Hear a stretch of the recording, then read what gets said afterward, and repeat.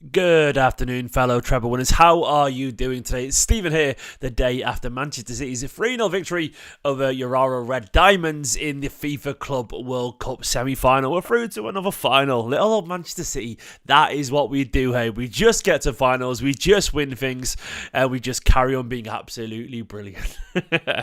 Hopefully we win it. Of course, that means a final against Fluminese, the Brazilian side, in a couple of days on Friday.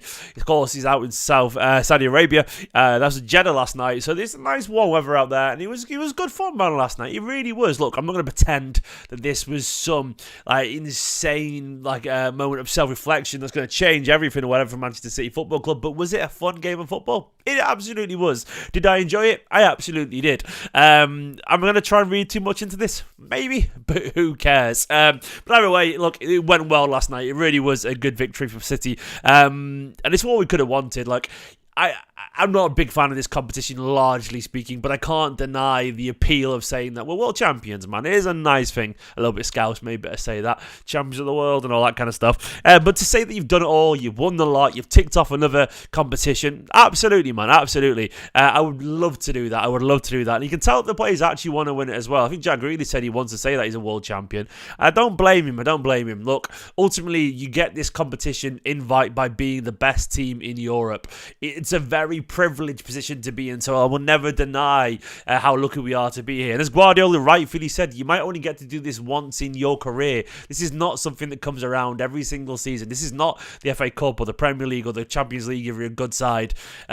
This is a one-off thing. Winning the Champions League is very, very hard to do. It might not be a one-off thing, but it could be for most of these players. So you've got to make the most of it and make what you can of a game like this. And last night, the overall picture for me was of a side that was professional. They got the job done and they worked hard. And that's all I can say, man, is I enjoyed the football that they played last night. It was good fun. Pep was, of course, on his Pep thing. I'll bring up the team right now. There we go. This is sort of the formation that SofaScore picked out how we played. It was sort of this. This was the average positions that everyone played in. It wasn't this throughout the game, of course, but these were the sort of average positions, which is a bit wild there, you know. But this was the lineup anyway. We had Edison, of course, Nathan Ake, Akanji, Kyle Walker. Stones was in the midfield a lot.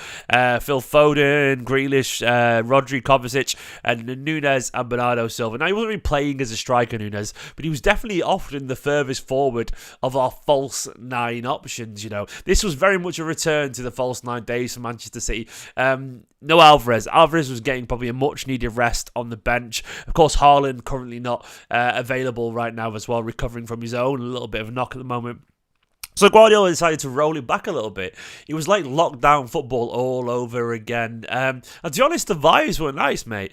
They really were. Like, I'm not saying this was perfect. And I've got to sort of be honest about the level of quality that City played against. Urawa Red Diamonds, this is a nice team, but they're nowhere near the level of Manchester City Football Club. I suspect they'd struggle probably in the Championship a little bit at times. They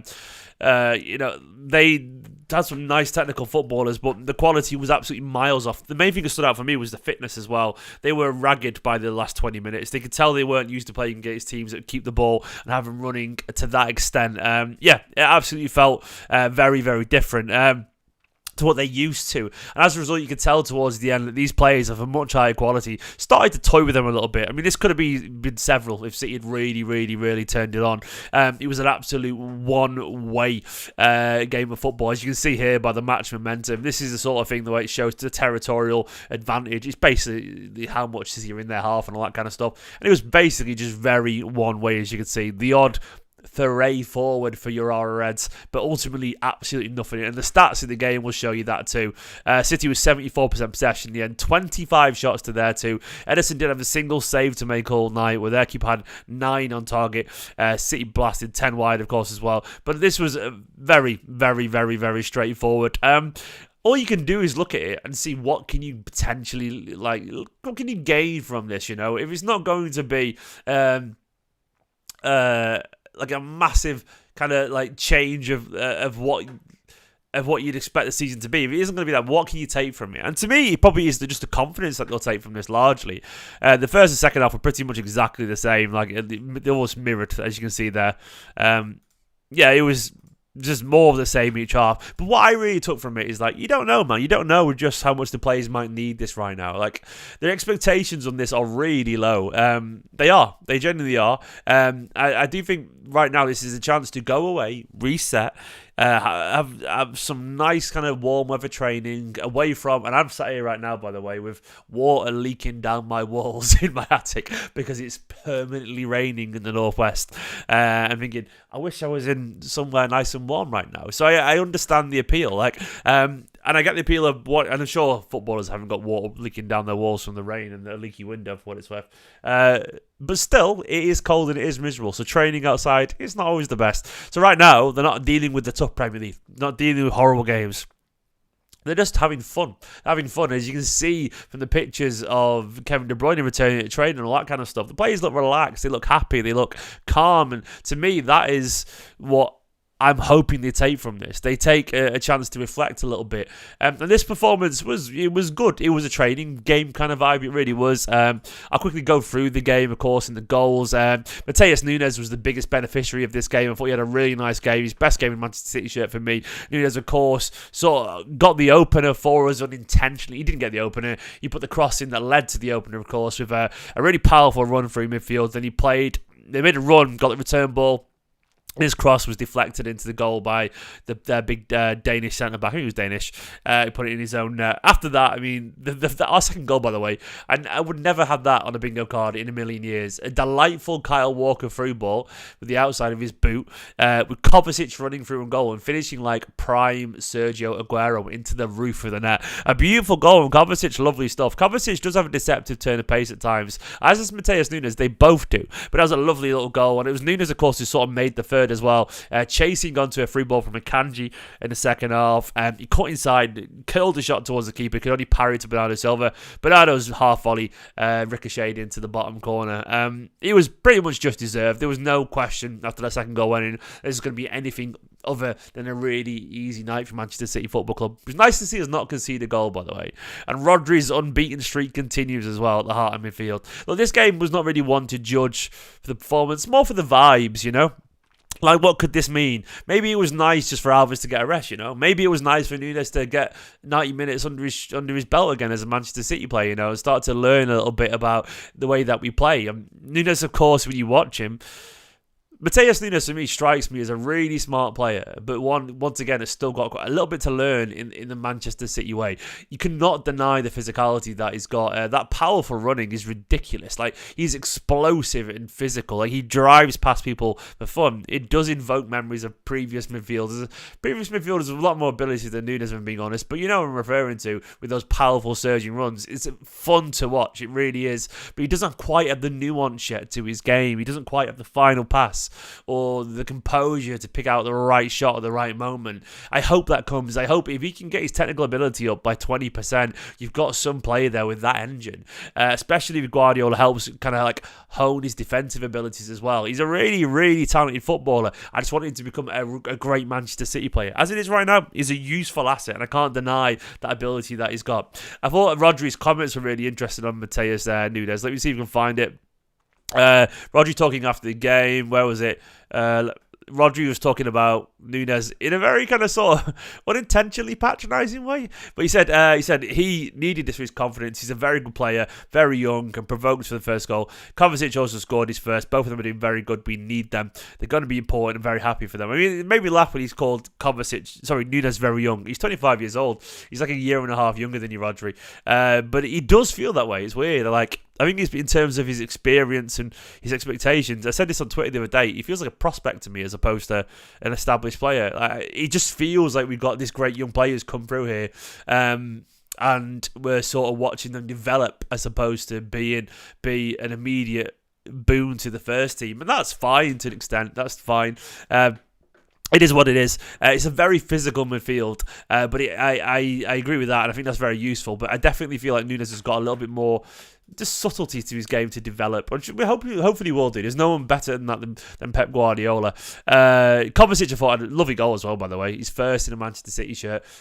Great finish, great run, a powerful runner once again. And I do right now feel reasonably comfortable Kovacic is alongside Rodri. I sort of like it. Bernardo, Jack, Foden, they're all just probing all night, running at people. Jack had a really nice game once again. The defence had nothing to do. There wasn't really much to gain other than it was just a good feeling. And it was, once again, the vibes were good. And I don't know, De Bruyne, potentially coming back, seeing the sight of,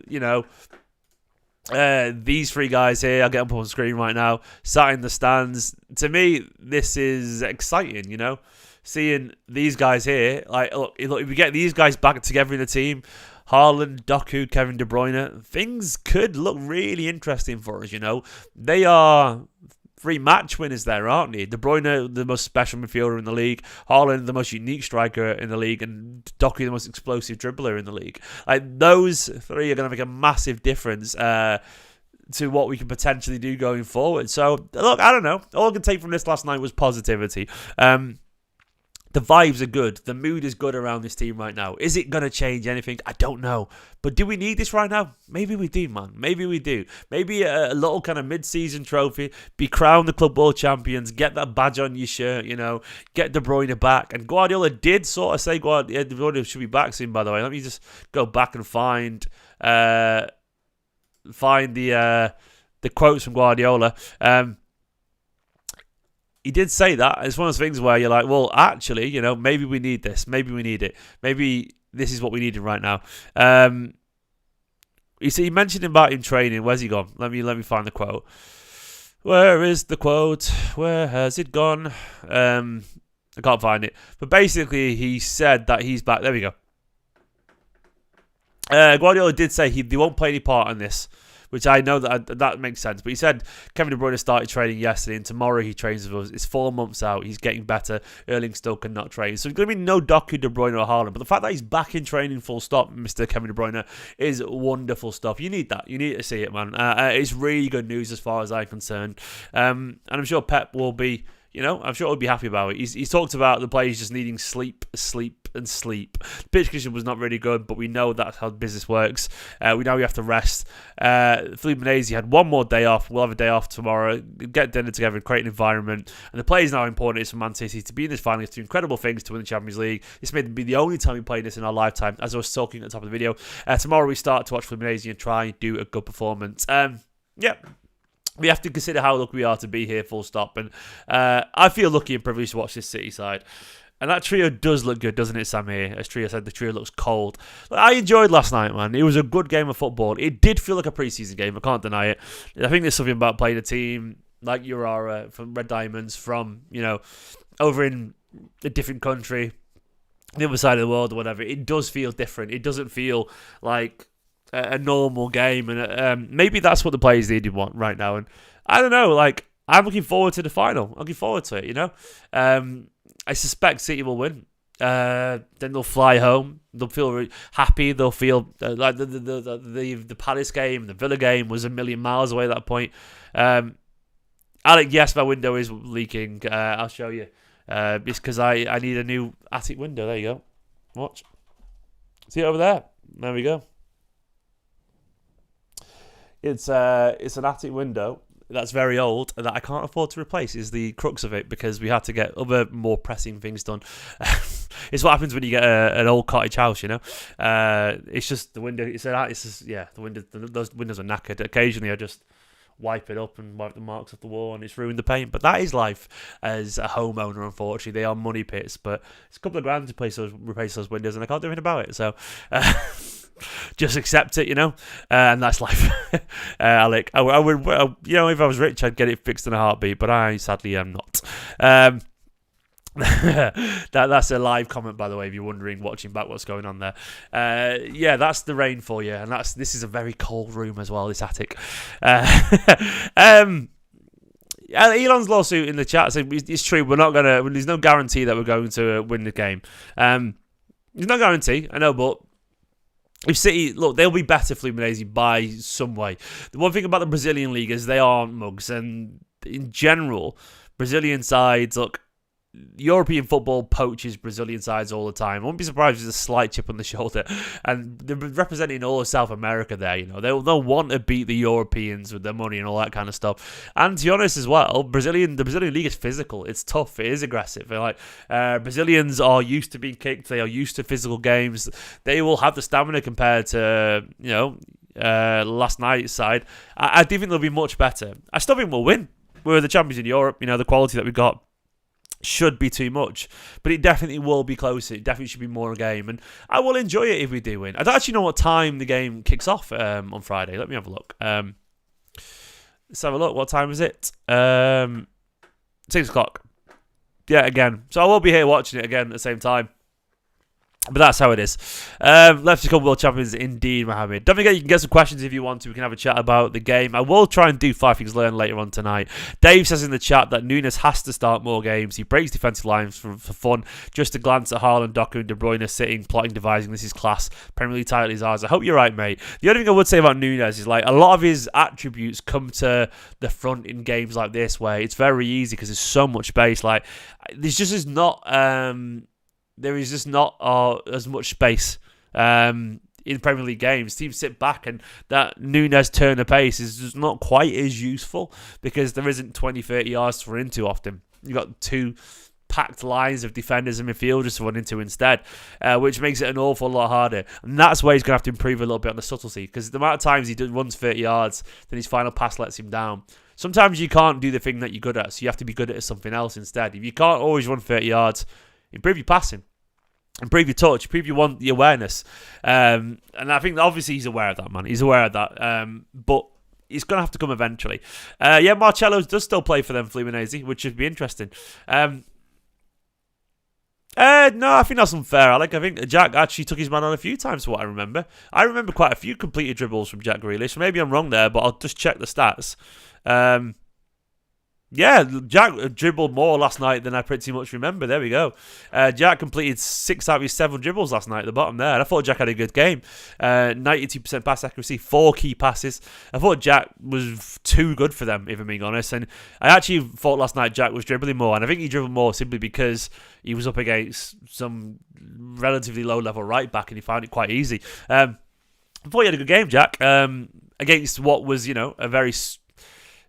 just a sort of meh, uninspiring side, But I enjoyed it. I enjoyed his performance. You can't take too much from it. You really can't. But these are little low-level boosts of confidence. I do believe in general, not every confidence boost has to be massive, but your mood is affected by... It's like, when you say... If someone says something like you had a bad day, someone says something nice to you, you get a slight little perk, You're still on a bad day, but then if someone else says something nice, or you find a £5 in your pocket, and eventually you're like, 15% better extra mood there, and you get home and realise you've got a leftover pizza for tea, you're like, oh yeah, that's pretty decent, or you didn't eat that curry from the other night, it's still there, you're like, oh nice, I don't have to do dinner tonight, I just put a curry on. And then you realise, the new series of that show has started. And all these little micro boosts of positivity. And you're like, I'm just slightly better mood now.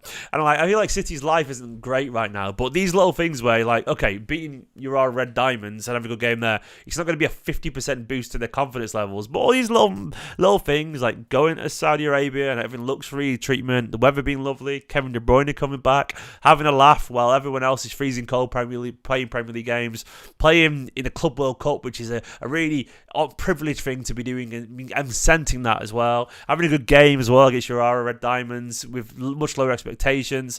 All these little things will be nice. They'll be nice feelings, and they do sort of take your head away from the negativity that sort of followed them around over the past week or so. So I do think this stuff makes a difference to people, because I know how people work, man.